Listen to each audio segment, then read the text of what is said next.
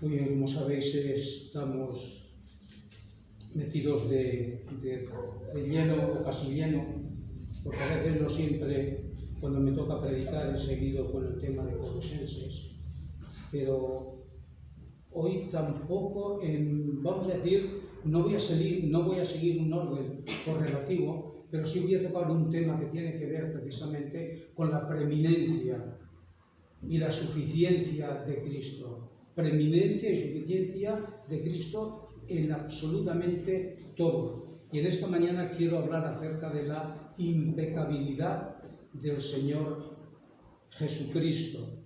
La impecabilidad del Señor Jesucristo. Después veremos si Cristo, durante el tiempo que estuvo aquí en el mundo, podía o no podía pecar en su condición, en su naturaleza humana. Hay las dos corrientes. Están aquellos que creen que Cristo podía pecar, pero no pecó, y están aquellos que decimos, y digo que decimos, porque yo así lo creo, que Cristo no podía pecar. No podía pecar. Cristo era y es impecable. Dice la palabra de Dios en Colosenses 1:19, por cuanto agradó al Padre que en Él, es decir, en Cristo, habitase toda plenitud.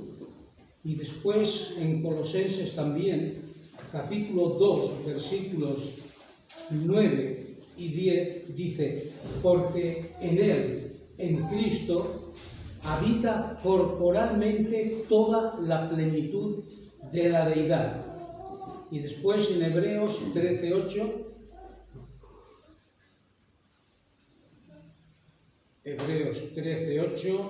dice, Jesucristo es el mismo ayer y hoy y por los siglos. La palabra de Dios, como vemos, nos dice, Jesucristo es Dios. Jesucristo es Dios. Ahora, definamos la palabra impecabilidad. Impecabilidad significa que Cristo era incapaz de pecar, que era imposible que Cristo pecara.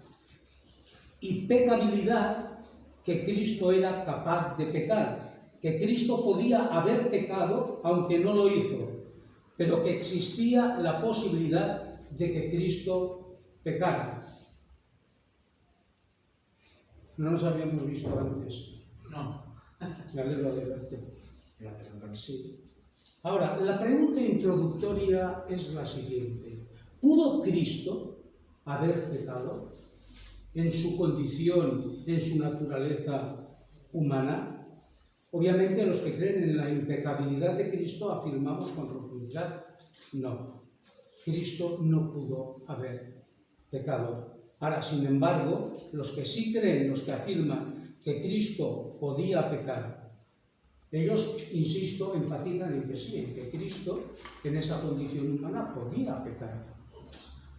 Ahora, ¿en qué se basan los que sí creen que Cristo podía pecar?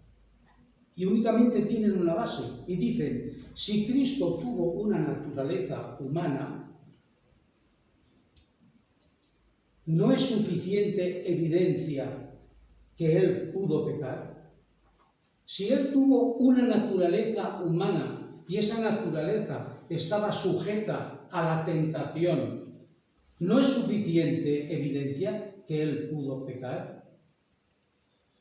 Hermanos, si Cristo podía pecar en el tiempo que estuvo en la tierra, Cristo podría pecar en la actualidad. ¿Por qué? Porque Cristo es el mismo ayer, hoy y por los siglos. Insisto, si Cristo podía pecar cuando estuvo en la tierra, Cristo puede pecar en la actualidad. Pero la Biblia nos dice que no, que Cristo es el mismo ayer, hoy y por los siglos. Cristo, como veremos, es Dios, Lo fue ayer, hoy y por los siglos. Así que si Cristo puede pecar hoy, ¿verdad? Tampoco pudo pecar cuando estuvo. Si Cristo no puede pecar hoy, tampoco Cristo pudo pecar cuando estuvo en la tierra. Y es sumamente importante que entendamos esto, porque está esa corriente cada vez más insistente que creen que Cristo efectivamente no pecó, pero sí podía pecar. Y hermanos, Cristo es verdadero Dios y verdadero hombre, y así permanecerá para siempre. Como hemos leído, Colosenses 2:9, porque en él habita corporalmente toda la plenitud de la deidad. Dice MacArthur, refiriéndose a este versículo, Colosenses 2:9 es uno de los pasajes más benditos de todas las Escrituras. Presenta la majestad gloriosa de la persona de Cristo y su completa suficiencia. El versículo 9 constituye quizás la declaración más contundente de la deidad de Cristo que se encuentra en las epístolas. Es la roca sobre la cual todos los intentos de negar la deidad de Cristo quedan hechos pedazos, quedan hechos añicos. Resulta obvio que los herejes negaban que Cristo fuera Dios, los herejes, judaizantes y filósofos griegos, y también los hay, los herejes en la actualidad. Resulta obvio que los herejes negaban que Cristo fuera Dios, y este era el elemento más funesto, más nefasto, más desastroso y perturbador de su satanología, como lo es en cualquier sistema de falsa doctrina. Ahí tenemos a los testigos de Jehová, que niegan la deidad de Cristo. Dicen, Jesucristo fue el primer ser creado, pero Cristo no es Dios. Cristo, la palabra de Dios, con la más absoluta rotundidad, afirma, como vamos a ver, que Cristo es Dios. Aunque plenamente Jesús es humano, Él no nació con la misma naturaleza pecaminosa que nacemos nosotros. Dice Carballosa, el origen de la preñez de María era el Espíritu Santo. Es decir, era un embarazo de origen sobrenatural. María aún no había tenido relaciones sexuales con José, pero en su vientre había tenido lugar la concepción virginal del que sería el Rey Mesías. Nosotros nacemos con una naturaleza humana, una naturaleza pecaminosa. Es la naturaleza que nosotros heredamos de Adán. Pero este no fue el caso del Señor Jesucristo. Él nunca heredó la naturaleza pecaminosa de Adán. Así que nosotros somos pecadores por naturaleza. Dice Lucas 11:35, el santo ser que nacerá será llamado Hijo de Dios. Santo ser. Y Mateo 1:20 dice, por lo que en ella es engendrado, del Espíritu Santo es. Del Espíritu Santo es. Como dice Salmos, el rey David en Salmos 51:5, he aquí en maldad he sido formado y en pecado me concibió mi madre. Ahí vemos como el rey David también lo que hace es enfatizar y afirmar que nosotros nacemos con una naturaleza pecaminosa, pero esto no sucedió en la bendita persona del Salvador. La Virgen concibió, pero fue a través, dice, del Espíritu Santo, ¿verdad? El santo ser que nacerá será llamado Hijo de Dios, hemos leído. Y es interesante porque cuando Cristo dio inicio a su ministerio, cuando Cristo fue bautizado por Juan el Bautista, dice la palabra de Dios que hubo una voz de los cielos, la voz del Padre, que decía: este es mi Hijo amado, en quien tengo complacencia. Complacencia. Lo que está diciendo el Señor es que Cristo es su Hijo amado, por lo cual reconocía que su Hijo es Dios también. El Padre es Dios y el Hijo es Dios. Y es lo que esta declaración del Padre es lo que nos está diciendo, el reconocimiento de la deidad del Señor Jesucristo. Ahora, no sé si nos hemos preguntado alguna vez por qué fue tentado el Señor Jesucristo. ¿Por qué fue tentado? Porque aquí vemos una conexión entre los versículos, el versículo de Mateo, en Mateo 3:17, como digo, vemos que hay una conexión con el capítulo 4, versículo 1. Es decir, el final de Mateo 3 concluye con estas palabras que he mencionado, que es el reconocimiento del Padre en cuanto a que el Hijo es también Dios. Y después notad que cuando comienza el capítulo 4 y versículo 1, comienza con la palabra entonces. En Lucas dice el Espíritu y luego. En Mateo dice entonces. Y aquí vemos una conexión del versículo anterior, del 3:17, con el 4:1. Entonces, dice, Jesús fue llevado por el Espíritu al desierto. ¿Para qué? Para ser, dice Mateo 4:1, tentado por el diablo. ¿Por qué fue tentado Jesús? La tentación del Señor no fue para ver si Cristo podía pecar o no podía pecar.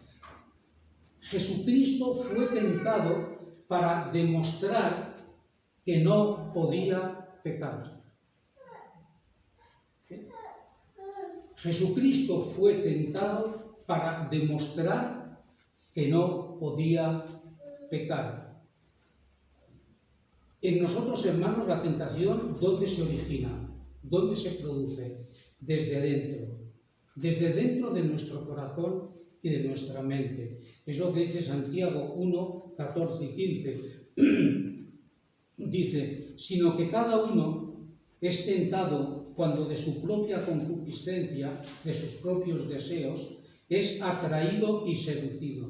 Entonces la concupiscencia, después que ha concebido, da a luz el pecado, y el pecado, siendo consumado, da a luz la muerte. Esta es la experiencia que ocurre en nosotros, dado que tenemos una naturaleza pecaminosa y el pecado se origina en nuestro interior. Pero en el caso de Cristo no fue así. La tentación es de fuera, del exterior, no de dentro. Él no podía ser incitado de adentro a hacer el mal, porque él no poseía una naturaleza pecaminosa como la naturaleza que nosotros tenemos. Así que Cristo era tentable, sí, en su condición humana, pero Cristo no era pecado. Jesús poseía los atributos humanos, las características humanas. Cristo tuvo sed, Cristo dormía, Jesucristo se cansaba. Las características que nosotros tenemos, es decir, características humanas, son las características que vemos. Ahora, a diferencia de nosotros, Cristo era sin pecado. Cristo era sin pecado. Y es en esa esfera de su humanidad que Él es probado, Él es llevado por el Espíritu Santo al desierto. y no es en la esfera de su deidad. ¿Por qué? Porque Dios no puede ser tentado. Dice Santiago 1:17, cuando alguno es tentado, no diga que es tentado de parte de Dios, porque Dios no puede ser tentado por el mal, ni Él tienta a nadie. Cristo, insisto una vez más, Cristo es Dios. Y por lo tanto, Él no puede ser tentado, ni Él tienta a nadie. Entonces, ¿por qué fue tentado? Cristo fue tentado en el área, vamos a decir, en su naturaleza humana. Satanás no es omnisciente, no sabía absolutamente nada. Él pensaba que tentando a Cristo, él saldría victorioso de las tentaciones. Pero fue el Señor quien en realidad salió victorioso en el sentido de que Él lo que hizo fue probar de que no podía pecar. Así que Cristo es una sola persona, como sabemos, pero con dos naturalezas, una humana y otra divina. Y la idea de la pecabilidad de la persona de Cristo se contradice principalmente por tres atributos. El atributo de la inmutabilidad, el de la omnipotencia y el de la omnisciencia. La inmutabilidad de Cristo hace totalmente imposible que Él peque. Inmutable significa que como persona divina no cambia. Hemos visto en Hebreos 13:8, Jesucristo es el mismo ayer, hoy y por los siglos. Puesto que Cristo era santo en la eternidad pasada, es esencial, es fundamental que ese atributo, el atributo de la inmutabilidad, como todos los demás, permanezcan eternamente sin cambio. Entonces, Cristo tiene que ser impecable. ¿Por qué? Porque es inmutable. Cristo es impecable porque es inmutable. Si Cristo pudiera haber pecado mientras estaba en la tierra, significa que Él también pudiese pecar ahora. Pero como Cristo es Dios y como Dios no puede pecar, es imposible que Cristo pecara. El segundo atributo que hace imposible que Cristo peque es el de la omnipotencia. Nos dice la palabra de Dios que Cristo tiene todo el poder. Mateo 28:18. Y Jesús se acercó y les habló diciendo: toda potestad me es dada en el cielo y en la tierra. Es decir, en todo el universo, Cristo tiene todo poder. Absolutamente todo poder, toda potestad. No hay nada que Cristo no pueda hacer, hermanos. Él, siendo Dios, puede hacerlo todo, menos ¿qué? Menos pecar. Cristo es Dios, y si toda potestad Él la tiene en la tierra y en el cielo, en todo el universo, Cristo puede hacer absolutamente todo menos pecar. La pecabilidad siempre implica, siempre conlleva una debilidad de parte del que es tentado. Por eso, en cuanto a Cristo, esto es totalmente imposible. En Cristo no había ninguna forma de debilidad. No vemos a un Jesucristo débil. No. Vemos a un Cristo poderoso. Pero es interesante eso, ¿no? En esa naturaleza humana, si únicamente nos quedamos con la naturaleza humana, la naturaleza de Cristo, y todo lo que Él, por todo lo que Él pasó, se puede crear en nosotros la idea de que Cristo no pecó, pero sí podía pecar. No. Y después hay también no había ninguna debilidad. Si la naturaleza humana de Cristo se hubiera dejado sola, sí que entonces hubiera sido tentable y pecable. Pero en ningún momento la naturaleza humana de Cristo estuvo sola. Una sola persona con dos naturalezas, la humana y la divina. No estamos hablando de dos personas con dos naturalezas. Una sola persona, Cristo. ¿Cuántas naturalezas? Dos, la humana y la divina. Por eso insisto que Él es Dios. Pero hay un tercer atributo que hace también imposible que Cristo peque, y es el de la omnisciencia. Cristo es omnisciente y Cristo lo sabe absolutamente todo. Dice Juan 2:25, y no tenía necesidad de que nadie le diese testimonio del hombre, pues él sabía lo que había en el hombre. Si Cristo no fuera Dios, Cristo no sabría lo que hay en el hombre. Pero si el Padre es omnipotente, el Hijo, que es de la misma esencia, de la misma naturaleza, es omnipotente. El Padre es omnisciente, el Hijo es omnisciente. El Padre es santo, el Hijo es santo. Todos los atributos del Padre los tiene también el Hijo.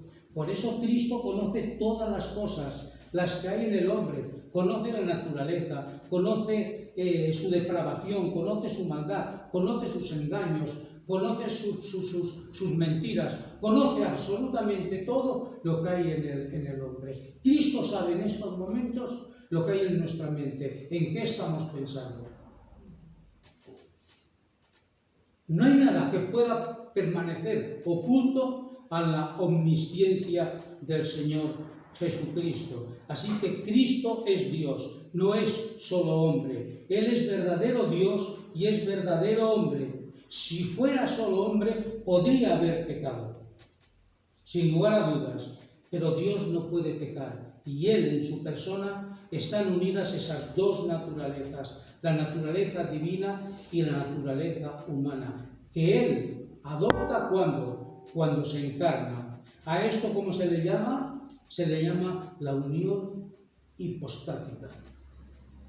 El término hipóstasis, del que procede el término hipostática, se refiere a una persona divina, y unión se refiere a la unión de las naturalezas divina y humana en una única persona. Esta persona es Cristo. Esto significa que en la encarnación Cristo conserva su naturaleza divina al mismo tiempo que toma o asume una naturaleza humana. Sin embargo, estas naturalezas no se confunden, no cambian, no se dividen, no se separan en modo alguno, sino que están unidas en la única persona de Cristo. Palabras de R.C. Sproul. Es un misterio, sí, es un misterio. De forma racional no podemos llegar a entenderlo, pero por la fe que Dios ha puesto en nuestros corazones, entendemos que esta es una realidad, que Cristo tenía dos naturalezas, la humana y la divina, y no se podían dividir. Por eso insisto en que Cristo en ningún momento, durante sus años aquí en la tierra, dejó de ser Dios. Dejó de ser Dios. Él no abandonó su divinidad. Lo que hizo fue velar su gloria.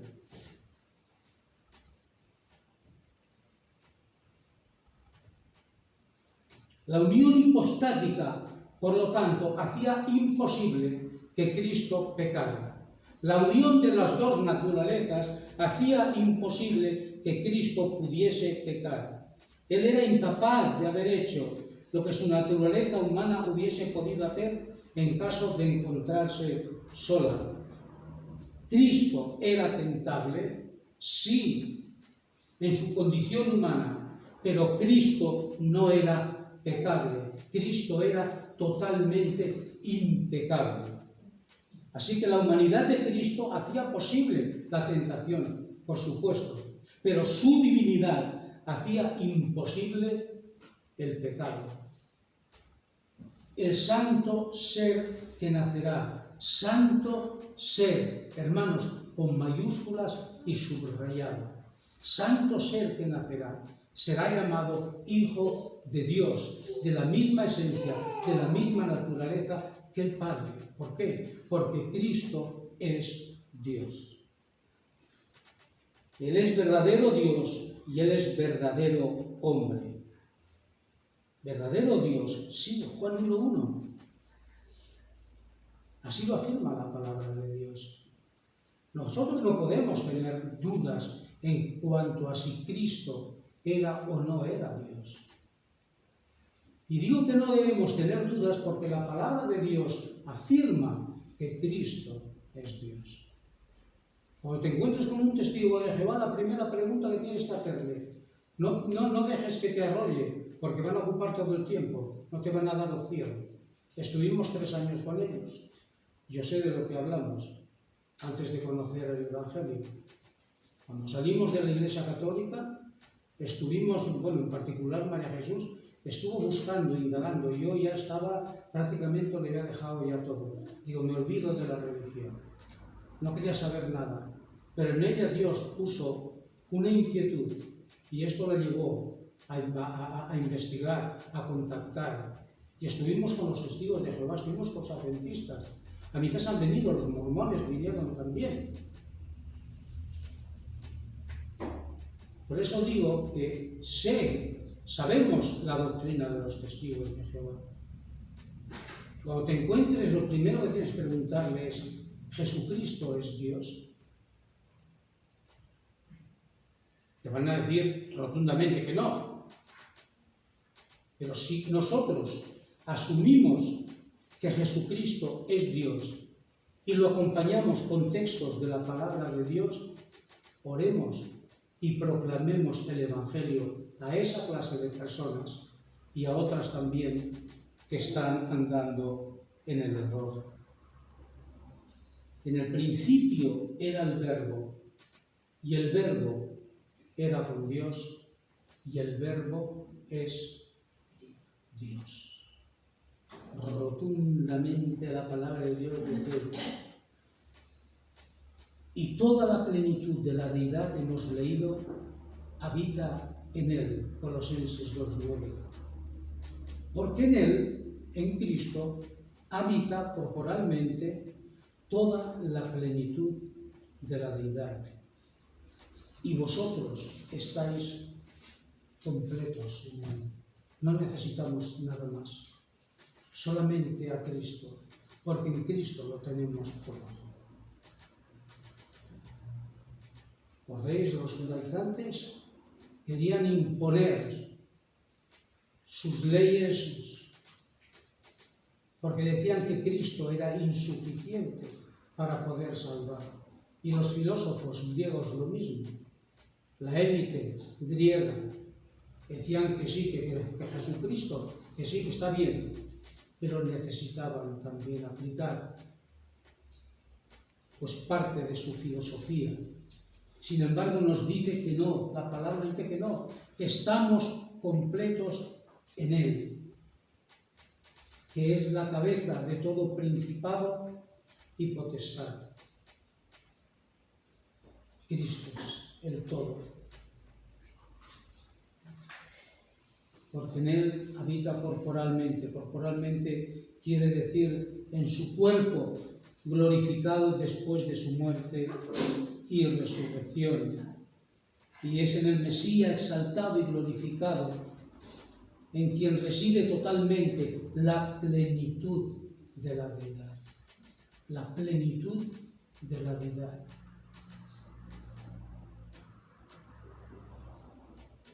Cristo está siendo minimizado.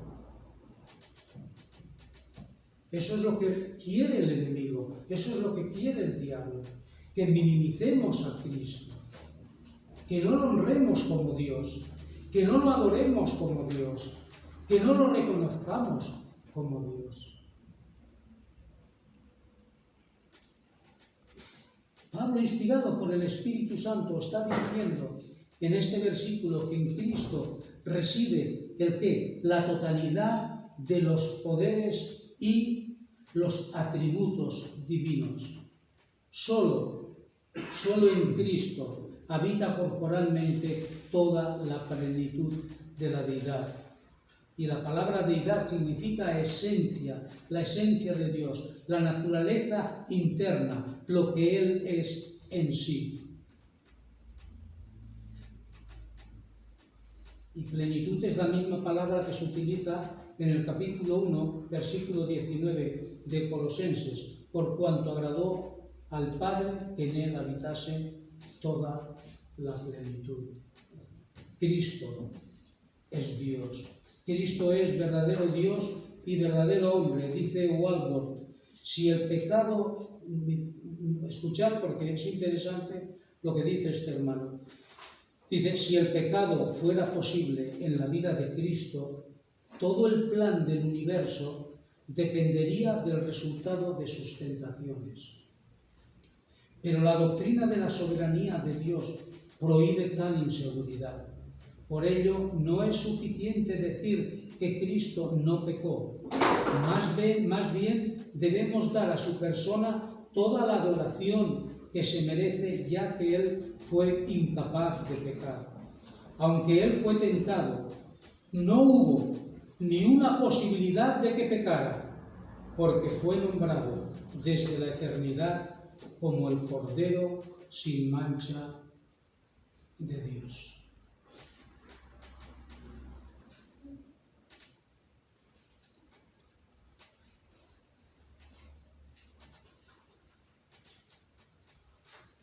Hoy va a ser breve, porque ya estoy finalizando. Aunque nuestra naturaleza corrupta, hermanos, nuestra naturaleza corrupta, pecaminosa, tenga el deseo de participar en algunos pecados, Dios nos ha dado la capacidad, por medio de Cristo, para vencer el pecado. Pecamos porque queremos pecar. No le echéis la culpa a nadie. Es que es que me han hecho que peque. No, pecamos porque deseamos pecar. Ya no somos esclavos del pecado.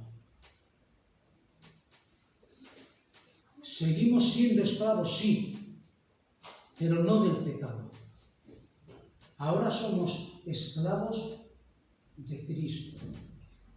Y si en Cristo estamos completos, Dios nos ha dado la capacidad para no pecar. Tenemos al Espíritu Santo en nuestros corazones. Tenemos a Dios en nosotros. Tenemos su palabra. La palabra de Dios. ¿Qué más necesitamos? Dice Pablo en Romanos 6, 2, 1, dice, ¿qué pues diremos? ¿Perseveraremos en el pecado para que la gracia abunde? En ninguna manera, porque los que hemos muerto al pecado, ¿cómo viviremos aún en él? ¿Qué tiene que ver todo esto con el tema de la impecabilidad de Cristo? Pues tiene que ver que nosotros tenemos una naturaleza pecaminosa, pero Cristo no la tuvo. Pero aunque tengamos una naturaleza pecaminosa, tenemos la capacidad de no pecar. Es así de claro la palabra. ¿Por qué pecamos? Porque somos débiles. En Cristo lo podemos todo. Porque estamos completos en Él. Él tiene la preeminencia, Él tiene la suficiencia, en todo. Y hemos experimentado esa preeminencia y suficiencia en nuestras vidas. Solo tenemos que remitirnos al pasado, lo que éramos y lo que somos. Y aún no ha acabado la obra el Espíritu Santo en nuestras vidas. Él sigue trabajando, pero nosotros tenemos que darle facilidades. Dejemos que el Espíritu Santo siga transformándonos a la imagen de Cristo. Pero cuando yo me opongo, obstaculizo su obra, obviamente voy a tener que pagar las consecuencias. Y no se va a ver en mí lo que Cristo quiere que se vea, y es su imagen.